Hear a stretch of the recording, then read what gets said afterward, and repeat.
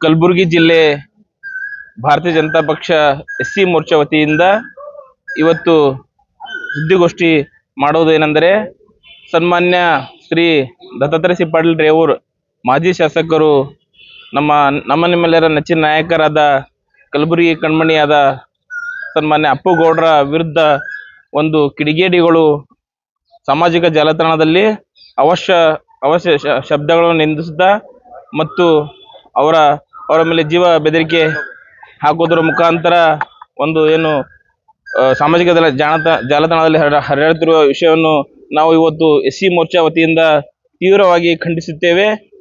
ಹಿಂದೆ ಸನ್ಮಾನ್ಯ ಕಮರುಲ್ ಇಸ್ಲಾಂ ಅವರು ಈ ಹಿಂದೆ ಸುಮಾರು ವರ್ಷಗಳ ಹಿಂದೆ ಒಂದು ಮಾತನ್ನು ಆಡಿದ್ದರು. ಅದು ಈ ಸುಮಾರು ವರ್ಷಗಳ ಹಿಂದೆ ಎಲ್ಲರಿಗೂ ಗೊತ್ತಿರುವಂತ ವಿಷಯ. ಇದು ಕಲಬುರಗಿಯನ್ನು ಮಿನಿ ಪಾಕಿಸ್ತಾನ್ ಮಾಡ್ತೀನಿ ಅಂತ ಅನ್ನೋ ವಿಷಯವನ್ನು ಇಡೀ ಹೈಕೋರ್ಟ್ ಮೆಟ್ಟಲು, ಸುಪ್ರೀಂ ಕೋರ್ಟ್ ಮೆಟ್ಟಲು ಹತ್ತಿರುವ ವಿಷಯ ಇಡೀ ಸಾಮಾಜಿಕ ಇಡೀ ಪತ್ರಿಕಾ ಮಾಧ್ಯಮ ಮುಖಾಂತರ ಎಲ್ಲ ಗುಲ್ಬರ್ಗ ಜನತೆ, ಇಡೀ ದೇಶದ ಜನತೆಗೆ ಗೊತ್ತಿರುವಂತ ವಿಷಯ ಇದು. ಆ ವಿಷಯವನ್ನು ಒಂದು ಭಾರತೀಯ ಜನತಾ ಪಕ್ಷದ ಬೃಹತ್ ಪ್ರತಿಭಟನೆಯಲ್ಲಿ ಮಾಜಿ ಶಾಸಕರು ಆ ವಿಷಯವನ್ನು ಪ್ರಸ್ತಾಪ ಮಾಡಿದ್ದಾರೆ ಅಂತ ಹೇಳಿ ಇವತ್ತು ನಮ್ಮ ಮುಸ್ಲಿಂ ಬಾಂಧವರು ಕಲಬುರಗಿಯಲ್ಲಿ ಕೋಮು ಸೌಹಾರ್ದತೆ ಅಂದು ಮುಸ್ಲಿಂ ಮತ್ತು ಹಿಂದೂ ಒಂದು ಒಗ್ಗಟ್ಟಿರುವ ಒಂದು ಕಲಬುರಗಿ ಜಿಲ್ಲೆಯನ್ನು ಕಿಡಿಗೇಡಿಗಳಾಗಿರ್ತಕ್ಕಂಥ ಕೆಲವೊಂದು ನಮ್ಮ ಮುಸ್ಲಿಂ ಸಹೋದರರು ದತ್ತಾತ್ರೇಯ ಪಾಟೀಲ್ ರೇವೂರ್ ಅವರ ಈ ಒಂದು ಹೇಳಿಕೆಯನ್ನು ತೀವ್ರವಾಗಿ ಅವರು ಖಂಡಿಸಿ ಅವ್ರ ಮೇಲೆ ಯಾವುದೇ ಒಂದು ಅನುಮತಿ ಇಲ್ಲಾರದೆ ಪ್ರತಿಭಟನೆ ಮಾಡುವುದ್ರ ಮುಖಾಂತರ ಮತ್ತು ಅವರಿಗೆ ನಿಂದಿಸುವುದರ ಮುಖಾಂತರ ಅವಶ್ಯ ಶಬ್ದಗಳ ಹೇಳೋದ್ರ ಮುಖಾಂತರ ಅವರಿಗೆ ಇದು ಮಾಡಿರ್ತಾರೆ. ಅದಕ್ಕೋಸ್ಕರ ಅವರ ಸುಳ್ಳು ಕೇಸ್ ದಾಖಲು ಮಾಡಿರ್ತಾರೆ ಸ್ಟೇಷನ್ ಬಾಜರ್ ಠಾಣೆಯಲ್ಲಿ. ಅದನ್ನು ನಾವು ಬಿಜೆಪಿ ಎಸ್ಸಿ ಮೋರ್ಚಾ ಮತ್ತು ಇಡೀ ಗುಲ್ಬರ್ಗ ಜನತೆ ಮತ್ತು ಭಾರತೀಯ ಜನತಾ ಪಕ್ಷ ಇದನ್ನು ಖಂಡಿಸುತ್ತೇವೆ. ಕೂಡಲೇ ಈಗ ರಾಜ್ಯ ಸರ್ಕಾರವು ನಾವು ದತ್ತಾತ್ರೇಯ ಪಾಟೀಲ್ ರೇವೂರ್ ಅವರ ಮೇಲೆ, ಮಾಜಿ ಶಾಸಕರು ಅವರ ಮೇಲೆ ಕೇಸ್ ದಾಖಲಾಗಿರುವುದನ್ನು ಯಾವುದೇ ಒಂದು ಇದು ಇಲ್ಲಾರದೆ, ಕಂಡೀಷನ್ ಇಲ್ಲಾರದೆ ಆ ಕೇಸನ್ನು ಶೀಘ್ರವಾಗಿ ಇವತ್ತಿಲ್ಲ ನಾಳೆ ಆ ಒಂದು ಕೇಸನ್ನು ವಾಪಸ್ ತೆಗೆದುಕೊಳ್ಳಬೇಕು. ವಾಪಸ್ ತೆಗೆದುಕೊಳ್ಳುವಾದಲ್ಲಿ ಗುಲ್ಬರ್ಗ ಜಿಲ್ಲೆ ಭಾರತೀಯ ಜನತಾ ಪಕ್ಷ ಎಸ್ಸಿ ಮೋರ್ಚಾದಿಂದ ಮತ್ತು ಗುಲ್ಬರ್ಗ ದತ್ತಾತ್ರೇಯ ಪಾಟೀಲ್ ರೇವೂರ್ ಅಭಿಮಾನಿ ಬಳಗದ ವತಿಯಿಂದ ಮತ್ತು ರೇವೂರ್ ಕುಟುಂಬದ ಅಭಿಮಾನಿ ಬಳಗದ ವತಿಯಿಂದ ಇವತ್ತು ನಾವು ಕಲಬುರಗಿಯಲ್ಲಿ ಬೃಹತ್ ಪ್ರತಿಭಟನೆ ಮಾಡೋದ್ರ ಮುಖಾಂತರ ಒಂದು ಸರ್ಕಾರಕ್ಕೆ ಒಂದು ಎಚ್ಚರಿಕೆಯನ್ನು ಹೇಳ್ತೇವೆ ಅಂತ ಈ ಮಾಧ್ಯಮದ ಮುಖಾಂತರ ನಾನು ಹೇಳ್ತೇನೆ. ಈಗ ಡೇಟ್ ಇದು ಡಿಸೈಡ್ ಮಾಡಿಲ್ರಿ, ಡಿಸೈಡ್ ಮಾಡಿ ಹೇಳ್ತೇವೆ. ಸಭೆ ರಂಜಿತ್ ಮೂಲಿಮನಿ ಜಿಲ್ಲೆ ಹಾಗೂ ನಮ್ಮ ಜನತಾ ಪಾರ್ಟಿಯ ಎಸ್ಸಿ ಮೋರ್ಚಾ ಅಧ್ಯಕ್ಷರಾದ ಮಲ್ಲಿಕಾರ್ಜುನ್ ಜಿನ್ಕೆರಿ ಅಣ್ಣವರ ನೇತೃತ್ವದಲ್ಲಿ ಇವತ್ತೇನು ಒಂದು ಸಭೆ ಕಾರ್ಯಕ್ರಮ ಇದು ಹಮ್ಮಿಕೊಳ್ಳಿದ್ದೇವೆ. ಇನ್ನೊಂದೇನಂತಂದ್ರೆ, ಇದು ಮೊನ್ನೇನು ಒಂದು ಸಭೆಯಲ್ಲಿ ಅಪ್ಪುಗೌಡ್ರವರು ಒಂದು ಮಾತನಾಡಿದರು. ಅದು ಯಾವುದೋ ಒಂದು ಇತಿಹಾಸ ಆಗಿರ್ಬೋದು, ಅದು ಮಾತಾಡಿದ್ದು ನಿಜನೇ ಅದ. ಅದು ಹಿರಿಯೋರಾಗಿರ್ಬೋದು, ನಾವು ಚಿಕ್ಕವರಾಗಿದ್ದಾಗೂ ಇದು ಕೇಳಿ ಶಬ್ದ ಅದ. ಇದು ಮಿನಿ ಪಾಕಿಸ್ತಾನ್ ಅಂತೇನು ಅಂದಿ ಶಬ್ದ ಇದು ನಿಜವಾಗಿದೆ. ಅದು ಗೌಡ್ರು ಏನು ಮಾಡ್ರು, ಅದೊಂದು ವಿಷಯ ಹಿಂಗೆ ಅದ ಅಂತ ಹೇಳಿದಾರೆ ಹೊರತು ಅವ್ರು ಯಾವುದೇ ರೀತಿ ಅವಚ್ಯ ಶಬ್ದ ಅವರು ಮಾತಾಡಿಲ್ಲ. ಯಾವುದೇ ರೀತಿ ಅವರಿಗೆ ಹಿಂಗೆ ರಫ್ ಆಗಿ ಯಾವುದೂ ಮಾತಾಡಿಲ್ಲ. ಇನ್ನೊಂದೇನಂತಂದರೆ, ಅದು ಆದಮೇಲೆ ಅದು ಒಂದು ರೋಡ್ ಶೋ ಮಾಡಿದ್ದಾರೆ, ಯಾವುದು ಪರ್ಮಿಷನ್ ಇರಲಾರ್ದೆ. ಆ ಸಮಯದಲ್ಲಿ ಅಪ್ಪುಗೌಡ್ರವರ ಅವ್ರಿಗೆ ಏನು ಬೈದಿರ್ತಾರ, ಅದು ಭಾಳ ಅವಚ್ಯ ಶಬ್ದದಿಂದ ಬೈದಾರ. ಅದು ಯಾಕೆ ಆ ರೀತಿ ಬೈಬೇಕು? ಅವರು ಒಂದು ನಾಯಕತ್ವರ. ಅವ್ರು ಯಾವುದೇ ಮುಸ್ಲಿಂ ಸಮುದಾಯ ಆಗಿರ್ಬೋದು, ಹಲವಾರು ಸಮಾಜಗಳಾಗಿರ್ಬೋದು, ಅವ್ರು ಎಲ್ಲರೂ ಸಮಾನತೆ ನೋಡಿರಂದ್ರೆ ನಾ ಈ ಸಂದರ್ಭದಲ್ಲಿ ಹೇಳ್ಬೇಕಂದ್ರೆ ಅದು ನಮ್ಮ ಅಪ್ಪುಗೌಡ್ರು ಅಂತ ಹೇಳಕ್ ನಾನು ಈ ವಿಷಯ ಹೇಳಕ್ತೀನಿ. ಅವ್ರಂಥ ಒಂದು ವ್ಯಕ್ತಿ, ಅವ್ರು ಯಾವುದೇ ಏನೂ ಇರ್ಲಾರ್ದೆ ಅವಚ್ಯ ಶಬ್ದ ಮಾಡಿರ್ತಾರೆ. ಅಂತ ಅವ್ರು ಮಾಡೋರಿಗೆ ಕಾನೂನವ್ರಿಗೆ ಕ್ರಮ ತಗೋಬೇಕಂತ ನಾ ಈ ಸಂದರ್ಭದಲ್ಲಿ ಹೇಳಕ್ ಇಷ್ಟಪಡ್ತೀನಿ. ಇದು ಬರ ದಿನದಲ್ಲಿ ಏನಪ್ಪಾ ಅಂತಂದ್ರೆ, ಇದು ಇಲ್ಲಿಗೆ ನಾವು ವಿಷಯ ಅವರು ಸರಿಯಾಗಿ ಅವರನ್ನ ಕ್ರಮ ಕೈಗೊಳ್ಬೇಕು. ಇಲ್ಲಂದ್ರೆ ಮತ್ತೆ ಬರ ದಿನದಲ್ಲಿ ಪ್ರತಿಭಟನೆ ಇದು ಬಹಿರಂಗವಾಗಿ ಮಾಡುತ್ತೇವೆ ಅಂತ ನಾ ಹೇಳ್ತೀನಿ.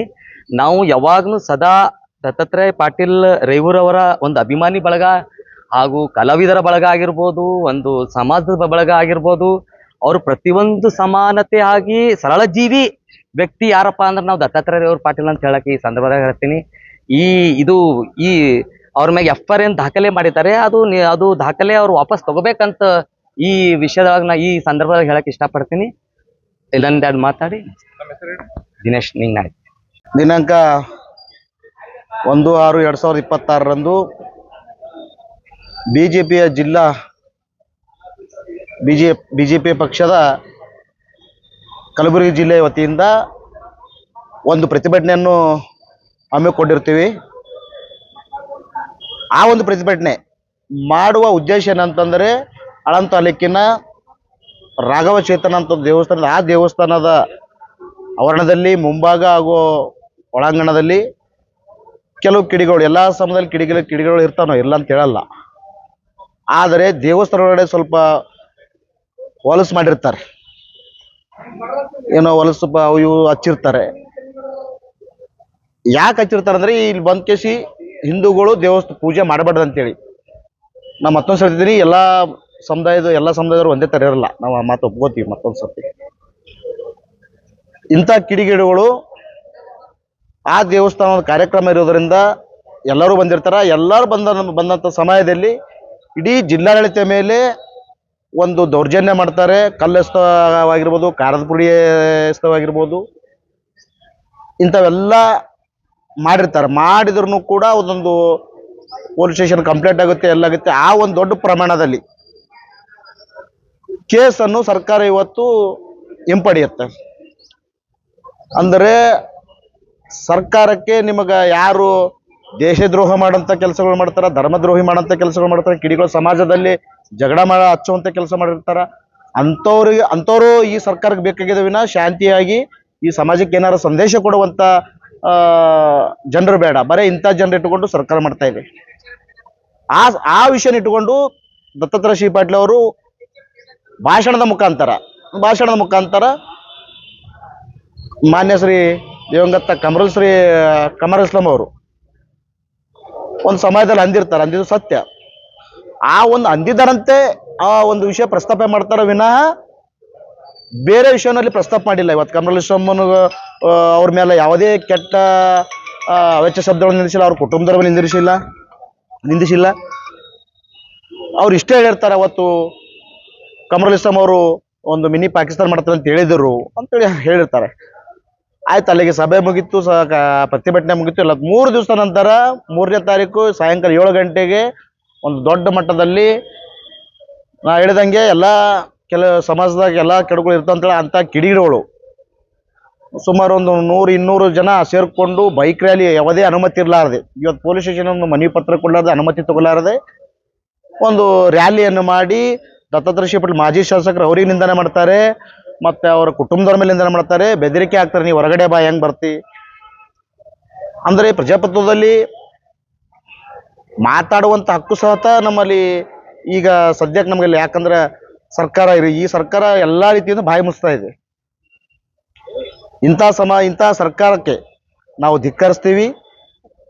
ಒಂದು ವೇಳೆ ಇವೆಲ್ಲ ಕಿಡಿಗೇಡಿಗಳನ್ನು ಬಂಧಿಸಲಾಗದೆ ಮತ್ತು ಕೇಸನ್ನು ಅವ್ರ ಮೇಲೆ ಇನ್ನೂ ಮಾಡಿಲ್ಲ, ಆದರೆ ದತ್ತಾತ್ರೇಯ ಶ್ರೀ ಪಾಟೀಲ್ ಮೇಲೆ ಒಂದೇ ಒಂದು ಅದು ಅನುಮತಿ ಪಡಲಾರದೆ ನೀವು ಪ್ರತಿಭಟನೆ ಮಾಡಿದ್ರು ಅವ್ರಿಗೆ ಒಂದು ಬಂದ್ಗಳೇ ಕೇಸ್ ಮಾಡಿ ಅವ್ರ ಮೇಲೆ ತಕ್ಷಣ ಎಫ್ಐಆರ್ ಮಾಡ್ತೀರಿ.